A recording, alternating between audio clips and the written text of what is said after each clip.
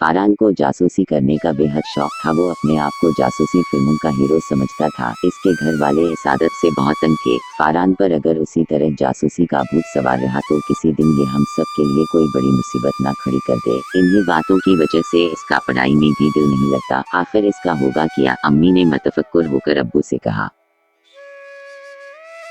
इसे समझा समझा कर थक गए हैं, लेकिन इसके कानों पर जैसे जूं ही नहीं रेंगती। आए दिन मोहल्ले से शिकायतें आती रहती हैं। बस अब मैंने फैसला कर लिया है कि इसे बोर्डिंग में दाखिल करा दूंगा। वहाँ पाबंद रहेगा तो जासूसी का शौक खत्म हो जाएगा। अब्बू गुस्से से बोलते चले गए। बिलाखिर फारहान को बोर्डिंग हाउस में दाखिल करवाया गया।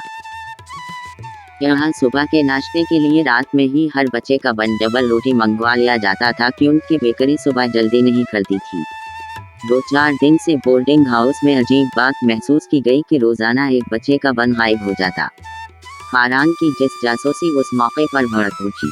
रात को जब सब सो गए तो वो अपने बस्तर पर बैठे कमरे में चारों तरफ नजरें दौड़ने लगा। अचानक उसने ऐसी अजीब बात देखी कि बेअख्तियार लेटकर चादर सर तक तान ली और कांपने लगा। रात भर वो खूब से कपकपाता रहा। सुबह फिर स्कूल सरासीमगी का आलम में था, क्योंकि एक और बन गायब था। किसी को मालूम हो या ना हो, मगर फारहान को मालूम था कि चोर कौन है। उसने एक बच्चे से कहा, मुझे मालूम है कि चोर कौन है। कौन और तुम्हें कैसे मालूम? बच्चे ने पूछा। जिन। नहीं। उसने नौन पर जोर देकर कहा। जिन? क्या मतलब? वो बच्चा और हैरान हो गया। फारहान ने चेहरा खौफनाक बनाते हुए कहा, हाँ हसन।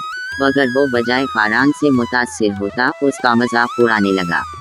अगली रात जब सब सो गए तो वो फिर जासूसी में लग गया। अभी वो सोच रहा था कि अचानक से अपने करीब कुछ आहट सुनाई दी। उसने एक झटके से आहट की जानिब देखा तो इसे अपने नीचे से बस्तर निकलता महसूस हुआ। एक और बच्चे का बन खुद ब खुद खसक रहा था। वो आगे पारे इसे खसकता देख रहा था। इतना बड़ा गोल बन जमीन पर खसक नहीं रहा था, बल्कि थोड़ा सा ऊपर को आटकर फजा में उड़ रहा था। वो थर थर कांपने लगे और फिर उसने जरा गौर से देखा तो इसे बन के नीचे एक काले रंग की चीज नजर आई। उसने कांपते हुए थोड़ा झुककर गौर से देखा तो उसकी बेअख्तियार हंसी छूट गई। उसकी हंसी सुनकर बाकी बच्चे भी घबरा कर उठ बैठे। क्या हवा? एक ने पूछा। अरे क्यों हंस रहे हो इतनी रात को? एक और बोला। फारहान सब बातों से बेनियाज बस उस बन को देखे जा रहा था। जवाब काफी दूर निकल चुका था। फिर बाकी बच्चों की निगाहें भी उसकी निगाहों की सीध में गईं। सबके चेहरों पर मुस्कुराहट थी। इतने बड़े बन के नीचे छोटी सी चोहिया ऐसी लग रही थी जैसे कोई पस्ता कद मजदूर फोम का गुदा उठाए चला जा रहा हो। अच्छा तो ये है बन चोर, धत तेरे की, कई बच्चों के मुंह से निकला और कमरा काकों से गूंज उठा। चोहिया उनके काकों से खौफजदा होकर बन छोड़कर सर पर भाग गई। फारहान ने बेअख्तियार कहा, ये वही मिसाल हो गई, खुदा पहाड़ निकला चूहा।